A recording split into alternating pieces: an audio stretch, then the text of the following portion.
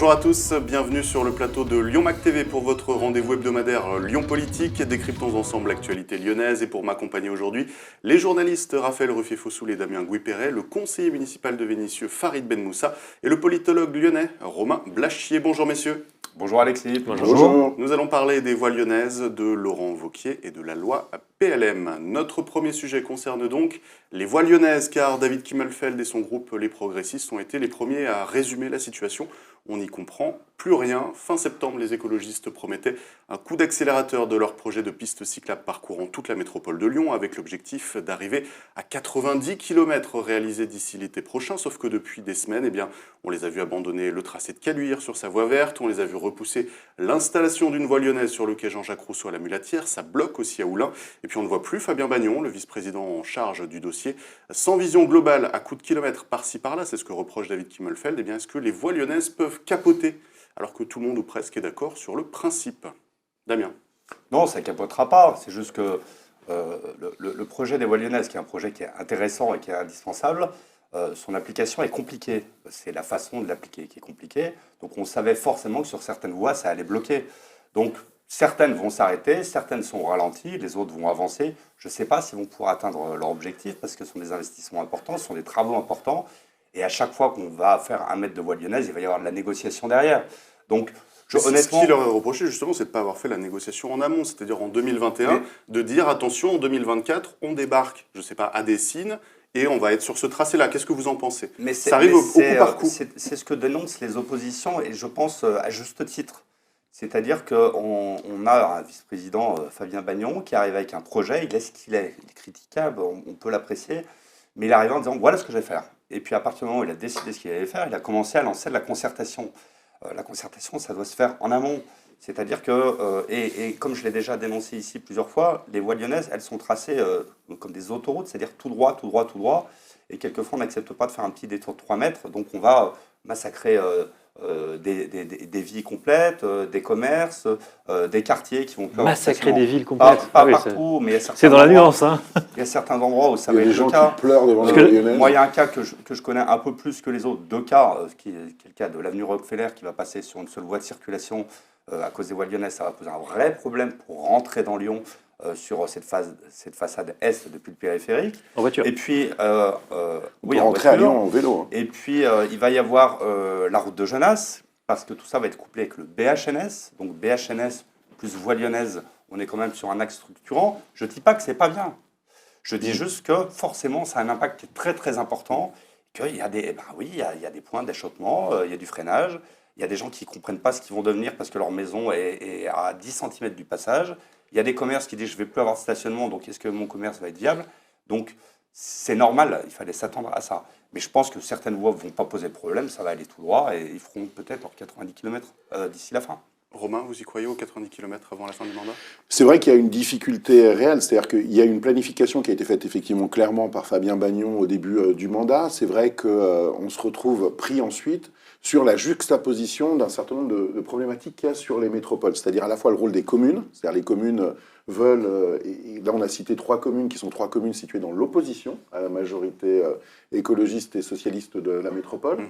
Donc du coup effectivement c'est pas forcément une coopération qui est facile entre la commune et la métropole, puis de toute façon ça le serait aussi également si c'était de la même couleur politique, parce qu'on est sur l'empilement des compétences en France qui est problématique. Il y a la métropolisation, mais quelque part, elle se juxtapose aussi avec la nécessité, avec les politiques des maires. Donc c'est quelque chose qui est forcément structurellement compliqué. Vert ou pas vert, hein. David Kimmelfeld, il aurait le même problème s'il avait fait un projet comme celui-là. Et puis il y a aussi la nécessité de concertation qui est compliquée. On le voit dans énormément de domaines. La France est en retard sur les stratégies d'énergie renouvelable parce qu'il y a des nécessités de concertation qui sont fortes dans ce pays. Là, c'est la même chose pour les voies lyonnaises. Effectivement, moi, je ne suis pas sûr qu'ils vont arriver aux 90 km. Je suis assez d'accord avec le fait que certaines d'entre elles vont être arrêtées, vont être stoppées, d'autres vont être réalisées. Je ne sais pas si, par contre, ça ruine des vies. Peut-être que c'était un mot un peu excessif. Mais par contre, effectivement, il y a peut-être un certain nombre de riverains à qui on n'a pas encore répondu aux questions. Il faut absolument effectivement y répondre dans ce cas-là.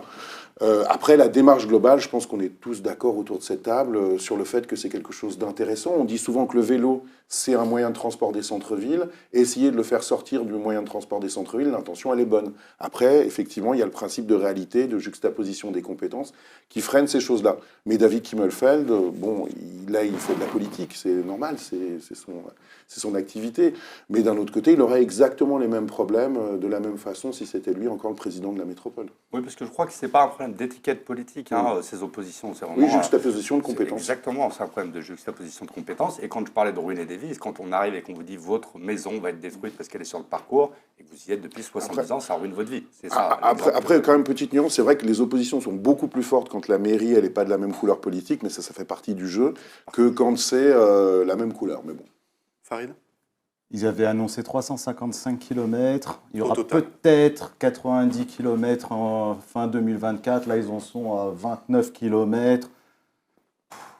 Ils ne vont pas y arriver, mais après, c'est ce qu'ils expliquent, c'est que les oppositions, les villes où il y a de l'opposition, ça pose problème. Et après, quelque part, les écologistes, ce qui les intéresse, c'est leur électorat. Donc les voies lyonnaises, elles seront faites à Lyon, Villeurbanne, dans les endroits qui votent pour eux. Les bobos sont contents, ils sont contents. Après, on s'en fout que ça passe à Vénissieux, à Dessines, ou ça ne les intéresse pas plus que ça, quoi. Donc, on verra bien. Il y a plus 15% de circulation en vélo, j'ai vu dans la métropole. Leurs électeurs sont hyper heureux. Tant mieux, hein. Et y compris à Vénissieux, il y a une augmentation du vélo. Non, mais il y a une augmentation mécanique. À partir du moment où on met des moyens à disposition, c'est logique. Oui, c'est normal. C'est automatique. Oui, c'est miraculeux, ça. On met les pistes cyclables et les gens font du vélo. Parce que pendant longtemps, on nous a dit, il ne faut pas faire de pistes cyclables, il faut attendre que le vélo se développe. Exactement. Et on attendait ça dans le... Parce que vous dites, Alors, qu'est-ce qui a massacré les villes, quand même, reprendre les choses dans l'ordre. Ce qui a massacré les villes, c'est avant, les enfants jouaient dans la rue à Lyon. Et puis, ils ont commencé à se faire écraser par des voitures. Et alors, on a réservé tout l'espace urbain aux voitures. C'est ça qui a massacré les agglomérations, c'est prendre 80% de l'espace urbain pour les voitures. Il y a quand même des coins dans l'agglomération, et ça choque personne apparemment, ou ça a choqué personne pendant des années, où il y a des habitations qui donnent sur des rues interdites aux piétons. Il y a beaucoup de coins dans l'agglomération que vous ne pratiquez pas à pied, que vous ne pratiquez pas à vélo. Et donc, que refaire des aménagements urbains qui permettent, quand vous regardez les pistes cyclables, notamment à Vénissieux, à Saint-Fond, mais c'est toutes les périphéries. À chaque fois, c'est quand même un espace où on peut marcher, un espace où on peut faire du vélo, et un espace où on peut faire passer les transports en commun. Donc, c'est difficile de le critiquer. Évidemment, c'est compliqué, les points de blocage. En réalité, il y en a quand même qui sont très instrumentalisés. Sur Caluire, c'est vraiment un jeu de rôle, parce qu'en fait... la situation qui arrive, elle arrange tout le monde. Il y a une voie verte qui était bien, qui existait, qui reste un espace de balade, et ils vont construire finalement la piste cyclable autrement. On entend David Kimmelfeld. Le problème, c'est qu'à force de faire des compromis sur les pistes cyclables qu'on a pu faire ces derniers temps, on avait sur les berges des pistes cyclables qui tournaient en équerre, qui sont absolument impraticables. Et donc, quand vous la pratiquez, chaque fois qu'il y a un vélo qui arrive en face de vous, vous avez peur de lui rentrer dedans parce que personne ne sait comment il va passer. On ne peut pas tourner. À la fois, les ponts sont toujours en angle droit par rapport au fleuve ou à la rivière. Donc, le problème Ouais, évoqué là est assez logique. Non, mais c'est pour le coup. Quand je parlais de contourner de 3 mètres, je ne parlais pas de mettre des angles droits comme ça a pu être fait sur le pont Morand. Ça a été ridicule pendant des années, effectivement, avec des angles droits pour les vélos qui ne savent pas les faire. Ou après les pistes cyclables qui ont été faites à Confluence à l'époque, je pense que c'est Kimmelfeld les dernières, qui sont sur en petite hauteur, si vous pratiquez comme elles sont. On a toujours peur de se casser la gueule parce que c'est mal fichu, et en fait il n'y a pas de continuité. Donc à pratiquer, en fait, c'est dangereux. Ouais, là au moins on a des pistes cyclables qui sont confortables, agréables. C'est un À gain, quand même. Vénissieux, il n'y a pas de piste cyclable. On va s'arrêter. Non. Les pistes cyclables de Vénissieux, elles ne sont pas praticables. C'est pour ça que les voies lyonnaises, ça a un intérêt. Parce que les pistes de Vénissieux, elles sont au bord de route. Il y a toujours des voitures en double fil dessus. Moi, je ne fais pas de vélo à Vénissieux. C'est un truc à mourir tout de suite. Non, c'est pas possible de faire du vélo dans ces conditions. Là, les voies lyonnaises ont un intérêt parce que ça les protégerait et les gens pourraient faire du vélo. Et j'avoue, il y a de plus en plus de pratiquants de vélo, des gens qui en font avec leurs enfants, etc. Mais vraiment dans des pour moi une impossibilité. Donc les voies lyonnaises ont un intérêt, mais a priori ça les intéresse pas de notre côté. Mais on va voir ailleurs où ça se présente. Bon, Il y en a pas, j'en ai ça, pas c'est un vu pour procès l'instant. d'intention. Oui, parce En que fait, le projet existe encore. Et Ouais, mais ça, il ils y a conservent rien. pas, etc. Mais il n'y a pas pour l'instant. Ils ont fait 25 km depuis le début de À mandat, c'est pas Vénissieux. grand-chose. Non, dans non, je parle l'agglomération, pas de- je parle de Raphaël, moi, je on a Vénissieux. 350 prévus, 90 qui Oui, arrivent les ici, 25, c'est c'est ce que je disais. En Non, pour le coup, centre-ville, on n'est ça n'a pas pas été encore. stoppé. On n'est pas Non, encore. non, Ça n'a pas mais été s'il vous stoppé plaît, à s'il vous plaît. Vénissieux, c'est prévu d'être fait. On verra Je voulais bien. faire réagir Raphaël sur le problème que Farid a touché du doigt en disant qu'effectivement les premiers kilomètres étaient pour le moment réservés à Lyon, à Villeurbanne. Or, le réseau express vélo, les voies lyonnaises, c'est avant tout un projet pour permettre aux gens d'aller de Quincieux à Lyon en passant par Givors. Et est-ce qu'on arrivera à ça au final? C'est ça que David Kimmelfeld dénonce, c'est qu'il n'y a pas eu une vision globale pensée à long terme. On s'est dit, on va faire les premiers tracés dans Lyon, ça va être joli, et puis petit à petit, on va arriver dans la première, deuxième, troisième couronne. Est-ce qu'on ne va pas rester sur la première couronne au final? Ils ont prévenu dès le départ que c'était un projet qui devait s'étaler sur 2 Oui, mandats. mais ils ont prévu, ils ont fait des tracés vite fait, il n'y a pas les vraies routes qui ont été décidées. Ils ont fait des tracés rouges, verts, violets, etc. Ils ont donné des noms, 1, 2, 3, 4, jusqu'à 13. Mais est-ce qu'ils n'ont pas imaginé tout de suite de dire, en 2025, on va arriver à Quincieux par là, etc. Et puis on prévient le maire. C'est ce qui manque au final et ce qui risque de faire capoter le projet. Le plan, il a été présenté clairement là-dessus. Je veux non, dire, vraiment, pour clairement. le coup, tu as Ouais. le schéma. Bah si, Clairement. Non, ils ont dit on on passera par Quincieux, puis par Collonges, puis par machin. Mais dire passer par Collonges, ça ne veut pas dire passer par telle avenue, telle rue. C'est-à-dire qu'il faut quand même travailler un petit peu pour faire des pistes cyclables. Ça, c'est vous qui le dites, Faut bien, oui, c'est normal qu'il y ait. À Qu'on Vénissieux, présente il y a un pas plan une global réunion. et qu'ensuite on travaille avec les mairies pour voir comment les faire passer et qu'on essaye de ne pas trop céder sur l'intérêt Mais général. ça, est-ce parce qu'ils que- n'auraient pas dû le faire en 2021? Non, mais en fait, si vous prenez un tramway, c'est exactement la même chose. C'est-à-dire que tout le monde veut le tramway dans sa commune, et puis une fois qu'il est dans la commune, on dit non, pas dans cette rue. Et alors après, si vous suivez les avis de tout le monde, vous avez un tramway qui fait des tortillards, là, comme ça. Et vous donc, commencez ils pas, sont à, plus poser, du vous tout commencez pas à efficaces. poser les rails du tramway en n'ayant pas décidé de où est-ce qu'il arriverait au final. Mais là, ça a été fait. Ils ont commencé dans les parties qui étaient sans doute les plus simples à C'est pas le réaliser. Far West où on commence à poser les rails et puis il y a les Indiens qui attaquent à un moment. Non, mais il y a mais des là- endroits où on sait déjà où ça va passer. Il y a des Oui. choix qui ont été faits. C'est-à-dire que le long des quais du Rhône, de toute façon, on voulait faire quoi? C'était un bon Mais là, endroit on parle pour de le faire. Lyon. Moi, je vous parle du réseau express vélo, d'aller jusqu'à Quincieux, d'aller jusqu'à Givors, d'aller aux confins de la métropole de Lyon, ce qui est l'intérêt même du projet. Et ce qu'on risque de pas arriver à faire. C'est probablement aussi parce qu'il y a tellement d'opposition des fois, justement, de Not in my backyard, qu'ils se sont dit, voilà, si on commence à montrer un tracé, on va se retrouver avec des manifestations de tas de Ouais, gens bah, qui vont trouver que c'est pas bien parce que ça passe dans leur coin. C'est vrai que c'est dégueulasse C'est la compliqué. démocratie. Hein. Ah oui, donc, Ça, mais c'est les pas- gens c'est qui pas- se défendent, mais- c'est ça, c'est ça. Mais c'est pas ça. une question prendre en de, traître. c'est pas une question de démocratie, c'est pas une question de prendre en traite. c'est Pauvres une habitants, question de. c'est mieux qu'ils se gardent les trucs entre eux, qu'ils discutent Mais entre eux, et à la dernière minute, Après, on ne peut pas ils ouvrent débattre une quand route. il y a autant de mauvaise foi. En fait, on peut Non, pas mais débattre. c'est où le truc Non mais C'est- ils ont leur propre- on va te laisser parler tout seul La parce que alors phrase, là pour c'était le quoi? coup t'es La parti en phrase, c'est qu'ils ont sucette, leur hein. propre projet, mais qu'il ne faut pas le dire aux gens parce Ah mais c'est qu'il pas une risque d'y question avoir de, des c'est pas une oppositions. question de C'est pas- pas le dire aux gens. C'était quoi, alors C'est que simplement quand tu te retrouves dans un projet structurant, à chaque fois les gens ils veulent le projet mais ils veulent pas que ça passe exactement dans l'endroit qui les arrange pas et à ce Donc, faut moment-là. pas leur dire. Mais à ce moment il y aurait jamais de rail de tramway, on serait obligé, enfin on pourrait rien faire en fait en réalité. Non, mais les projets, les gens, ils sont rendus publics. Et donc, Oui. Non, non, ils sont évidemment pas que les rendus gens- publics. Bien sûr qu'ils sont rendus Ah publics. non, Ils sont on du sait public pas où ils progressif, passent. ils sont rendus public progressivement Progressivement, c'est-à-dire qu'on arrive. Donc tu auras on ta leur dit que réunion, ta t'auras maison ta va réunion être à rasée. Vénissieux, t'inquiète Comme pas. à Bron. T'auras ta réunion à Comme à Vénissieux. Bron, quand les papis qui se retrouvent avec leur maison, les voies lyonnaises qui doivent rentrer chez eux. Ah, et- Personne ne les a prévenus, personne, il n'y a pa- pas de discussion avant. Le problème à Bron, c'est qu'il y a des papis qui ont des pistes cyclables à côté de chez eux. Non, les voies C'est lyonnaises, ça elles que doivent t'entraînes. passer, elles doivent raser 2 maisons sur Bron, etc. Moi, j'ai rien contre les voies lyonnaises. Je suis pour les voies lyonnaises. Moi, je suis Ah, on dirait contre pas. le fait. Du moment où on n'est pas d'accord avec toi, on ne dirait pas. C'est Ah non, mais je sais automatique. pas, Je suis d'accord avec toi. Allez, on rase tout. C'est Damien. bon Damien. C'est tellement facile de débattre avec des arguments aussi nuancés. Damien. Je rejoins un petit peu le sujet qui est soulevé. Effectivement, le vrai intérêt des voies lyonnaises, c'est effectivement de pouvoir traverser Lyon d'est en ouest et aller au-delà de la première couronne, deuxième couronne, troisième couronne. Ça va être compliqué, mais je suis persuadé qu'il y a quand même des communes qui vont accepter ces voies lyonnaises parce qu'ils vont y trouver un vrai intérêt. Quand on habite dans les Monts d'Or et qu'aujourd'hui, rentrer à Lyon en voiture, même en transport en commun, c'est très compliqué, je peux tout à fait entendre que des gens disent Et le long moi, de je la vais Saône, prendre mon c'est vélo sympa, effectivement. et je vais Bien mettre sûr. 10 minutes pour arriver dans le centre-ville. Donc je pense qu'il y a des habitants qui seront pour, il y a des opposants même politiques qui seront pour et qui diront, oui, effectivement, pour une commune comme Dardilly, une commune comme Limonest, Saint-Didier, Saint-Cyr, Ça c'est monte, un hein. vrai intérêt. Après, il faut trouver l'endroit où ça passe. Si vous voulez descendre de Saint-Cyr, Saint-Didier-au-Mont-d'Or et que vous voulez faire une voie lyonnaise, ça va poser un vrai problème parce que vous rentrez plus chez vous en voiture. Oui, mais- Or, quand on habite à 10 km du centre-ville de Lyon, on peut avoir besoin aussi d'une voiture. En l'occurrence, je- c'est pas une voie lyonnaise, c'est sous ce coin, on a reçu le maire de Charbonnières là, il n'y a pas longtemps, et qu'ils ne sont pas des communes de gauche ou écologistes. Oui, hein, oui, et- tout à fait. bon, Mais- ils ont un mais budget c'est de la un vrai métropole intérêt. pour un projet Charbonnières, de c'est un très bon territoire, exemple. et ils ont décidé de l'attribuer à des pistes cyclables pour relier aux voies Charbonnières lyonnaises. Donc, est un il y a- très bon exemple. Je pense qu'à Charbonnières, ça se fera, et je crois avoir entendu dire qu'il était plutôt favorable à ça, parce qu'ils y trouvent un vrai intérêt. Donc, autant je peux comprendre que dans des zones urbaines très denses, il y a des oppositions, autant je pense que dès qu'on va aller dans le périurbain à tendance rurale, ce sera plus simple, et ça répondra vraiment à une attente de ces communes, et peu importe leur couleur politique, donc ça se fera. Allez, on a passé un bon quart d'heure sur ce sujet. Je vous propose de passer à notre deuxième thème. Laurent Wauquiez qui, petit à petit, sème les cailloux de sa candidature pour la présidentielle 2027. Et dans une interview aux Parisiens, le président de la région Auvergne-Rhône-Alpes a fait une prédiction. Dans 4 ans, ce sera soit Marine Le Pen, soit lui. Il rajoute également que les Français ne voteront pas pour Édouard Philippe, car il leur faudra une rupture avec le macronisme.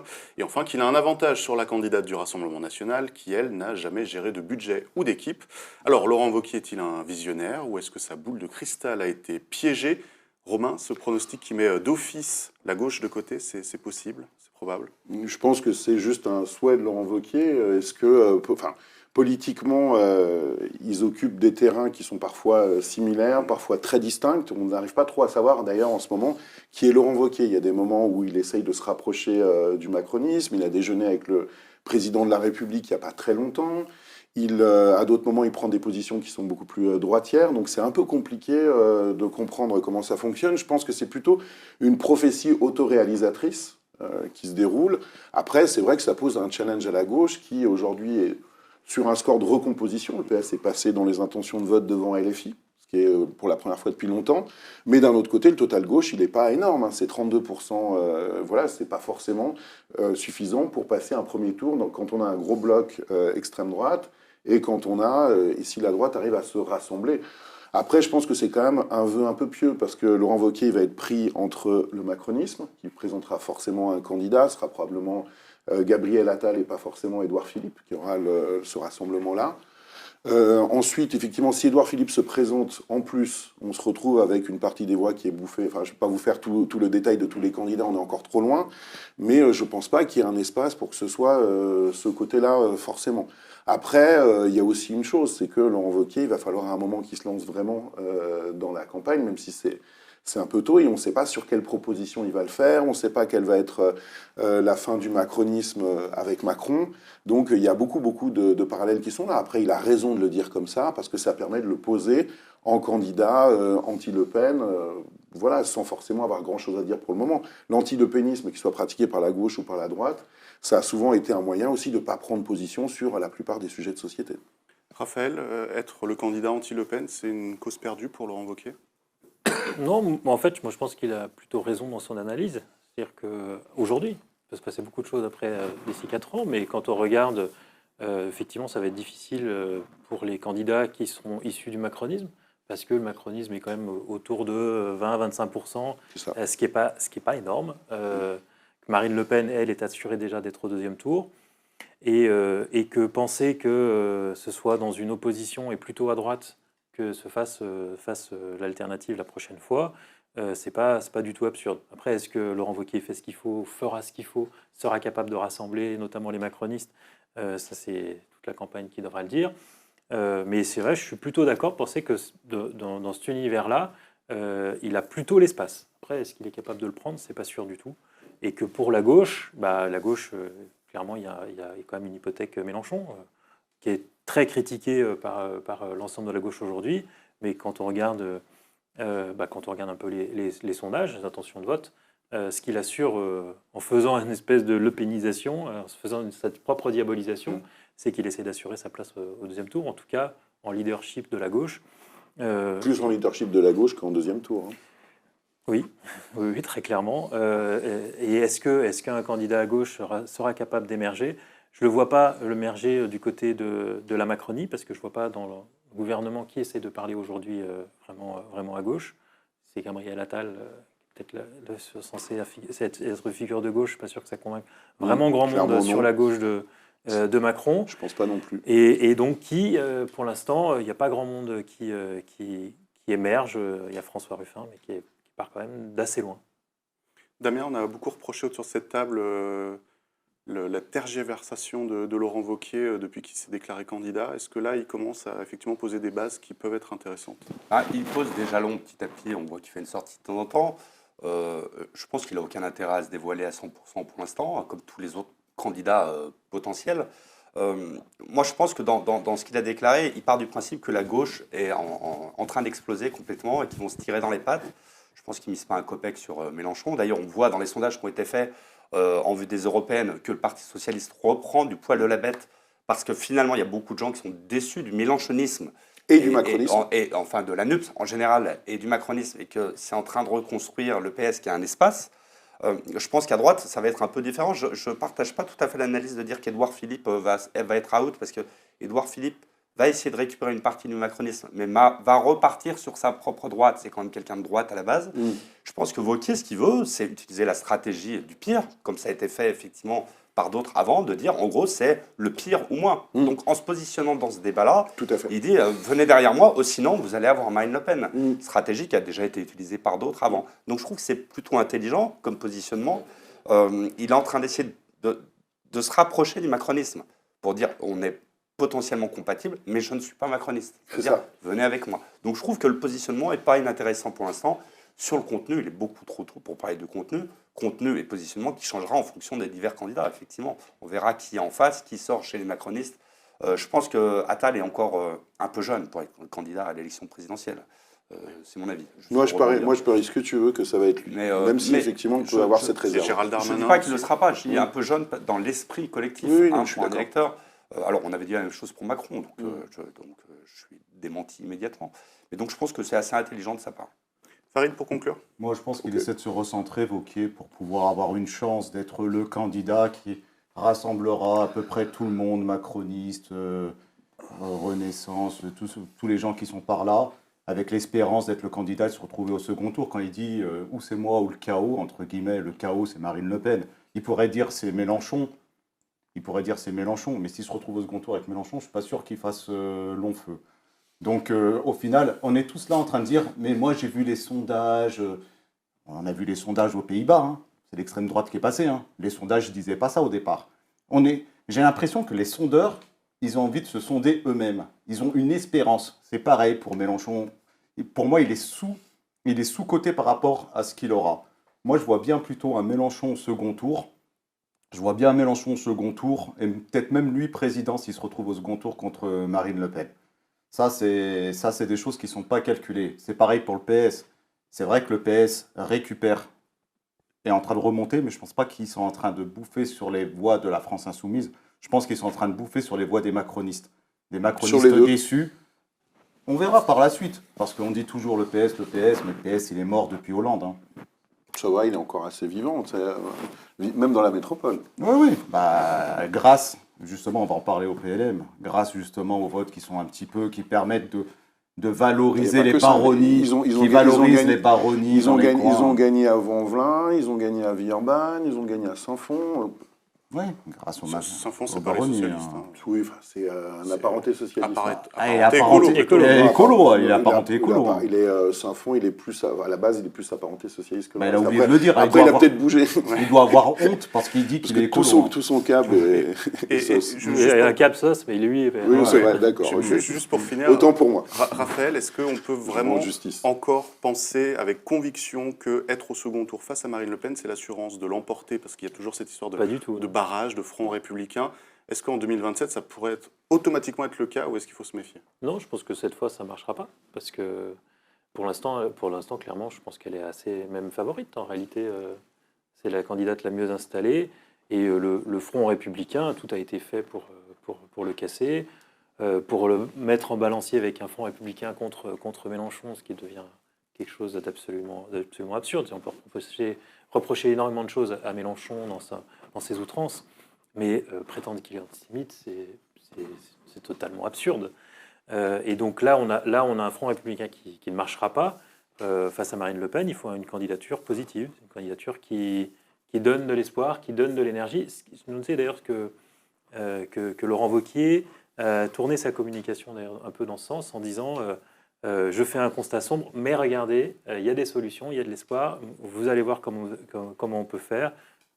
La solution pour lui, ça va être passer par le travail et l'autorité et relancer la France comme ça. Et je pense que François Ruffin aussi a cette intelligence-là de se positionner comme un candidat qui peut apporter des solutions, qui peut apporter de l'espoir. Moi, je pense que c'est que le candidat, il faut le construire, il n'existe pas aujourd'hui, qui fera un peu rêver les Français, qui peut battre Marine Le Pen. C'est ça, c'est le candidat fantasmé en fait. François Ruffin, Fabien Roussel, c'est des candidats en fait que la T'as droite... des fantasmes bizarres. Voilà, c'est les candidats de la Fantasme sur droite et France. du centre, ils se disent, voilà, ça c'est la gauche qui est présentable. Ça, on les aime bien, ces gens-là. Enfin, Ruffin et Roussel, il faut c'est qu'ils pas se la même présentent. chose, Ces quand gens-là, même. faut que ces gens-là se présentent. Faut que ces gens-là se Ruffin présentent. Mais à la fin, ils se et retrouvent Roussel, avec c'est pas le 2%. même. Ruffin et Mais à la fin, Roussel, ils se c'est pas retrouvent- les mêmes ils se retrouvent lignes, avec c'est pas le même 2%. électorat. Ils se retrouvent avec 2% quand tu vas aux élections. Les mecs, on les voit sur les sondages, c'est les candidats préférés de la gauche, mais quand Moi, je pense que on pas tout à fait tort sur l'analyse, je suis assez d'accord. Non, C'est sur ça. Roussel, Je suis assez Roussel, d'accord. oui. Pour l'instant, c'est des candidats c'est qui des plaisent candidats à plus. 2%. Sur- Ça sur pèse Roussel, pour oui. les candidats. Mais c'est dans la Roussel n'est pas Ruffin. Non, Oui, mais il se présente Roussel, effectivement, à peu près il est aimé par des gens de droite. au contre Ruffin, de Mélenchon. Ruffin, c'est plus compliqué. Non, Ruffin ne C'est se les présente contre pas en Mélenchon. contre Mélenchon. Ah si, regardez, moi je suis la gauche Mais un personne- petit peu dure, mais je suis pas Mélenchon, j'ai Mais pas c'est pas ce que dit mon Ruffin. fait. Bah, il va pas le dire Et directement. Ruffin n'est pas forcément aimé, en plus par les gens de droite, contrairement à Roussel. Allez, je vous propose de terminer, parce qu'on va être obligé de déborder avec notre troisième sujet, la loi PLM, Paris, Lyon, Marseille. La députée du Rhône, Anne Brugnera, travaille sur sa révision qui est désirée par le gouvernement. On pourrait même tout bouleverser dans quelques semaines pour que les changements s'appliquent dès les élections de 2026. On en parle parfois autour de la table sans jamais vraiment entrer dans le vif du sujet. Alors aujourd'hui à Lyon, mais aussi à Paris ou Marseille, les maires d'arrondissement n'ont pas beaucoup de pouvoir. Certains diront même qu'ils ne servent à rien. Je vous propose de revêtir une fausse écharpe de député ou de sénateur et de proposer un modèle plus vertueux pour la démocratie locale ou plus fonctionnel et pragmatique. On a la chance d'avoir ici quelqu'un qui a été élu d'arrondissement, quelqu'un qui a travaillé avec un maire d'arrondissement, quelqu'un qui est élu dans un conseil municipal en dehors de Lyon. Alors, est-ce qu'il faut faire disparaître les arrondissements ou même carrément la ville de Lyon? Damien? Alors, cette loi PLM, elle est contestée depuis qu'elle existe par des gens de droite, de gauche. Moi, j'ai discuté avec un sénateur communiste du sud de la France qui me disait qu'il avait fait une proposition de loi à l'époque pour la modifier. Des propositions de loi de modification de la loi PLM, il y en a chaque année depuis 1982, que les choses soient claires. Là, le gouvernement a annoncé un projet de loi pour le début d'année pour effectivement modifier, et notamment pour modifier le mode de scrutin, pour élire le maire de la ville, pour qu'on puisse l'élire directement, plutôt qu'un scrutin à 3 niveaux, scrutin de liste avec, à la proportionnelle avec une prime au vainqueur dans les arrondissements, puis après un conseil municipal qui va élire un maire. C'est ultra compliqué. La plupart des élus ne savent même pas comment ça fonctionne, y compris des élus de PLM, que les choses soient claires. Donc c'est un peu compliqué. Moi, pour avoir travaillé dans des arrondissements, je me suis aperçu de quoi? Les arrondissements sont des guichets uniques. Vous avez n'importe quoi, vous débarquez dans votre mairie d'arrondissement. Sauf que la mairie d'arrondissement, elle a une seule réponse possible, c'est « je ne suis pas compétent, je transmets l'information ». Ça pose un problème. Et alors, il y a un budget d'investissement à Lyon, parce que les villes fonctionnent un peu différemment. Il y a des budgets d'investissement de 2 € par habitant par an, c'est-à-dire que Lyon 6e, 52 000 habitants, vous avez 104 000 € d'investissement pour acheter des frigos dans les écoles, etc. Et puis vous avez un frais de fonctionnement qui est de l'ordre de 80 centimes d'euros par habitant, ce qui représente un budget royal pour 52 000 habitants de 18 000 €, je crois, si je ne me trompe pas. Non, c'est un peu plus que ça. Ça ne pose pas un problème à tout le monde, en tout cas. Pierre Oliver est très content de ce rôle de maire d'arrondissement. Qui ça? Pierre Oliver. Oui, mais il est très content parce que pour lui, ça lui permet de se faire connaître et de faire parler. En réalité, quand vous êtes maire d'arrondissement, qui plus est dans le deuxième Il arrondissement... estime que c'est le local, c'est la concertation, c'est expliquer les politiques publiques. Je ne dis pas que c'est trouve que ça fait inintéressant sens. d'être au contact de la population. Au contraire, je dis l'inverse. Ces élus sont à portée de baffe. Mais ils sont à portée de baffe, ils prennent des baffes toute la journée sans pouvoir réellement répondre. Donc moi, je suis pour une décentralisation de la ville de Lyon vers les arrondissements en leur donnant des moyens dans certains domaines. Pas tous, je pense que la ville de Lyon doit continuer à exister. Et je suis pour une élection du maire au suffrage universel direct pour qu'on arrête d'avoir des maires, ce qui n'est pas le cas du maire actuel, des maires qui sont élus minoritaires en voix et majoritaires en siège. Et donc d'avoir dans un système qui est monté à l'envers. Et donc d'avoir 3 scrutins en même temps à Lyon. Oui, mais il n'est pas interdit en France de se dire que plutôt que de faire 3 élections en même temps, on peut avoir un bulletin sur lequel on va cocher voter 3 fois en même temps. Ce qui se fait aux États-Unis. J'ai du mal à comprendre qu'en France, on n'ait jamais été capable de changer notre petit bulletin à la con. Et quand on a 3 élections, on va passer par 3 ans de faire 3 fois la queue dans des pièces qui sont 3 fois trop petites, qui ne sont pas chauffées l'hiver, Où on il n'a fait pas trop assez chaud l'été. d'assesseurs. Et on devrait être capable d'avoir un bulletin sur lequel on va cocher première élection, je vote pour machin, deuxième pour machin, troisième pour machin. Donc on aura une métropolitaine, municipale de Lyon, municipale d'arrondissement en même temps. Et Il y a des on est habitudes quand qui même- sont on a- prises aussi. Hein, c'est On pas a si simple de suffisamment changer. d'intelligence en France pour être capable de pondre un bulletin de vote qu'on va remplir comme ça à la main. Quoi. Donc, solution de Damien, c'est rajouter des couches au millefeuille. Non, Si, Pas si, du tout, si, je si. rajoute Bah, aucune couche au millefeuille. Ah bon Je modifie, Vous rajoutez de la Non, non, difficulté non, non, non. à un problème je où les gens ne décentralise comprennent une déjà partie. pas. Je vais vous prendre un exemple. Aujourd'hui, Rapidement. les attributions de subventions aux associations, elles sont votées à la ville de Lyon. Oui. Elles sont votées en masse, en groupe. Vous allez donner une subvention à 50 assos en même temps. Au milieu, il y en a une qui déplaît à l'opposition. Donc, ils vont dire, je m'abstiens, je ne vote pas. En réalité, si c'était décentralisé dans les arrondissements, c'est le travail qu'ils font, ils dépiotent et ils vont voter par association de subventions. Ils les connaissent, ils savent quel est le travail qui est fait. Quelquefois, il y a des associations qui voient des subventions votées par la ville de Lyon pour le 6e arrondissement. Et quand nous, on va les chercher dans l'arrondissement, on se dit, ils sont où ces gens? Quelquefois, on ne sait même pas où ils sont, on ne sait pas où ils habitent, on ne connaît pas leur activité. Les arrondissements les connaissent. Il serait plus logique que ces subventions aux associations soient attribuées par les arrondissements. C'est un exemple parmi tant d'autres. Donc je pense qu'il faut une décentralisation d'une partie des budgets. Raphaël, est-ce qu'on peut faire plus simple? Moi, très simple, on change rien. Ok. Pourquoi changer ce qui fonctionne, Qui en fait, fonctionne en pas. réalité? Ça fonctionne pas, les Ça fonctionne arrondissements. Non, Ça c'est- fonctionne bah, pas. Putain, ouais. Regarde, On ne change les- pas l'équipe qui gagne, mais l'équipe Oui, qui oui, perd, on la oui, change. on a un doute. Les je pense qu'il y a- Laissez Raphaël s'exprimer. Je pense qu'il y a une vraie crise de la démocratie et que la crise de la démocratie, elle se reporte pas sur la question des municipales ou des maires. Les citoyens ont plutôt confiance dans les maires, ils comprennent plutôt ce qu'ils font qu'avoir des maires d'arrondissement qui font tous un travail de proximité. Dites, qu'ils ont plus de pouvoir, les maires ont plus de pouvoir. Et il y a aussi des défauts au côté le maire qui décide tout, le politique qui veut vraiment être maître chez lui et mener et faire ce qu'il veut, et il crée une entreprise.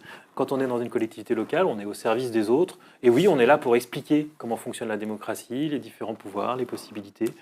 Et beaucoup de maires d'arrondissement, effectivement, font ça très bien. C'est-à-dire qu'en fait, il y a toujours un risque à changer quelque chose qui fonctionne. On a beaucoup voulu Il y a le centraliser. risque que ça fonctionne mieux. C'est ça. Moi, je crois que c'est vraiment ce qui dysfonctionne et où est-ce qu'on a des problèmes, où est-ce que systématiquement l'élu n'est pas reconduit. C'est pas au conseil municipal, c'est au niveau de l'État. Là, il y a un vrai dysfonctionnement. Et donc là, on va utiliser du temps administratif, politique pour faire une réforme qui est avant tout destinée à permettre à la Macronie ou à la droite d'avoir des chances de gagner la ville de Paris. Donc ça ne me concerne pas. C'est pour cette raison-là qu'ils font une réforme, pour aucune autre. Et ils ont passé un deal avec le maire de Marseille qui est pour, parce qu'en échange, j'ai lu des miens, il s'est compris qu'il pouvait...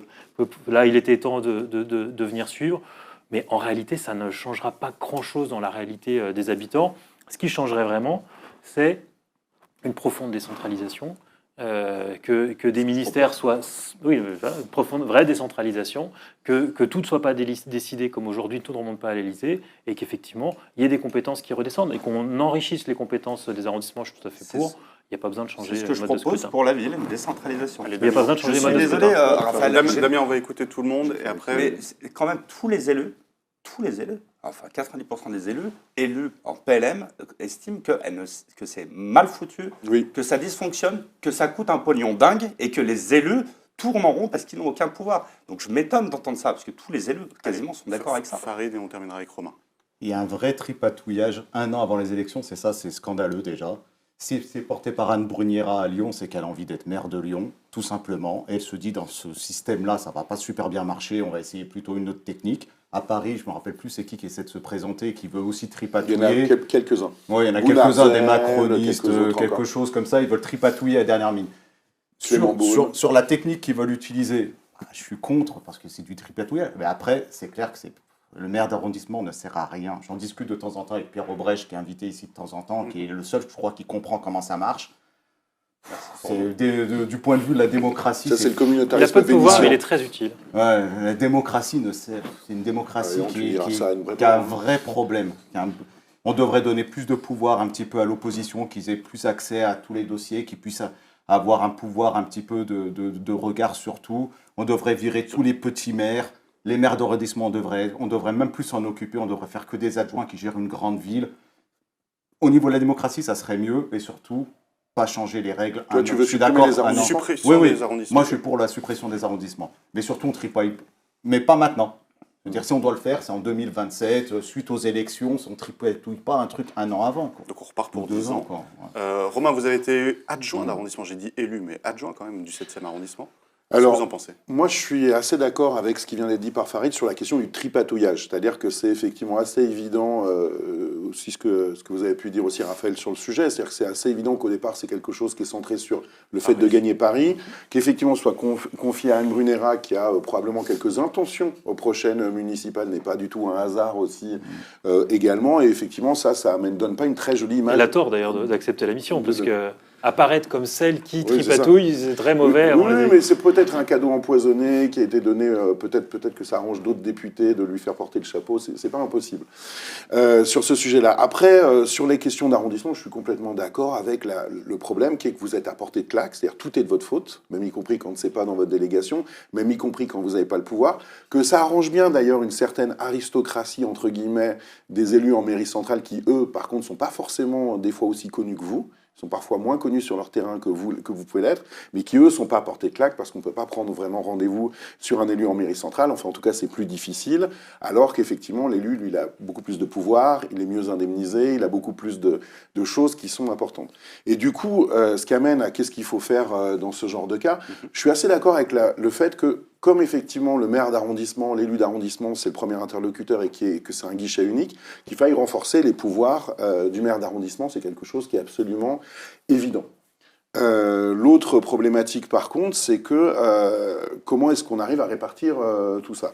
On arrive à répartir tout ça, effectivement, en mettant plus de pouvoir à la proximité. On a parlé du fait que les élus de proximité, ils étaient souvent sur le terrain. C'est pas toujours le cas. Hein. Je vous invite à aller voir dans le 9e arrondissement. Je suis pas sûr que la maire d'arrondissement soit extrêmement présente auprès des habitants, et ça peut être le cas dans d'autres arrondissements en particulier. Une fois... Partout, il y a des bons, des mauvais élus. Oui, d'accord, mais enfin, des fois, il y a quand même aussi... faut pas se faire élire maire quand on veut rien faire. Allez, Quoi. soyez pas méchants.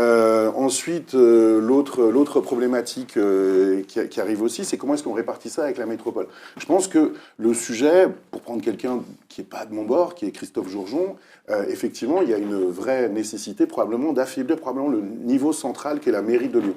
C'est-à-dire qu'en fait, en réalité, la mairie de Lyon, elle est prise entre la métropole, qui est quelque chose qui est quand même l'échelon, qui a un gros pouvoir de décision, qui est quand même sur une pertinence de territoire, les politiques écologistes, les politiques de transport, les politiques de logement, elles sont beaucoup plus cohérentes sur un bassin métropolitain.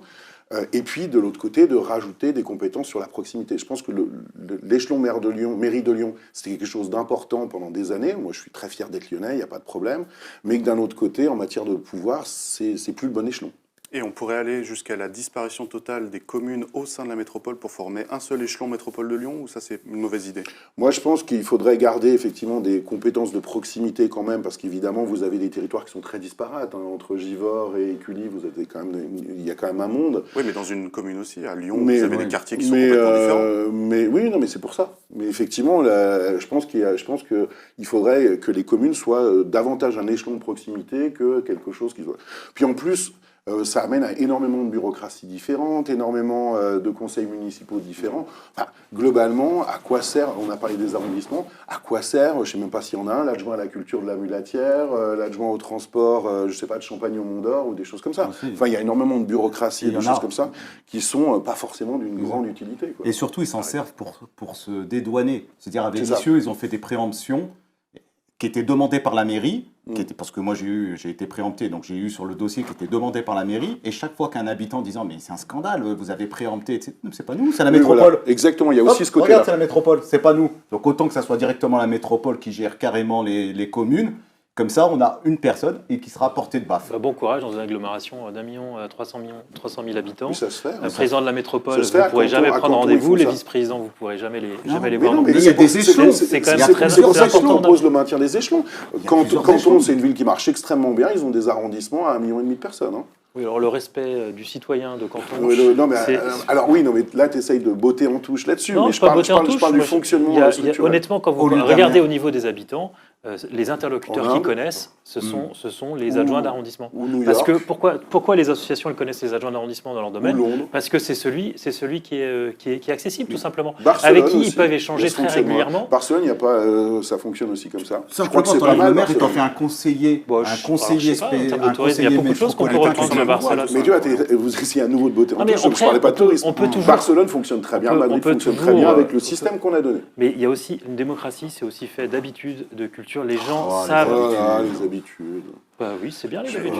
Raphaël défend la Yo- culture yo- lyonnaise, Romain, qu'est-ce qui vous arrive? Mais moi, je défends la culture lyonnaise juste un aussi, mot ça. quand même. Damien. Non, mais casser On ce peut qui toujours fonctionne, manger vous du prenez un sabordon. risque Non, quand ça même d'une fonctionne plus pas. grande distance Ça entre les fonctionne habitants. pas. Ça fonctionne pas. Mais tu t'es jamais retrouvé en mairie d'arrondissement à gérer, quoi. Pardon, c'est vrai qu'on se vous voit ici. Donc vous vous êtes jamais retrouvé en mairie d'arrondissement avec les difficultés qu'il y a.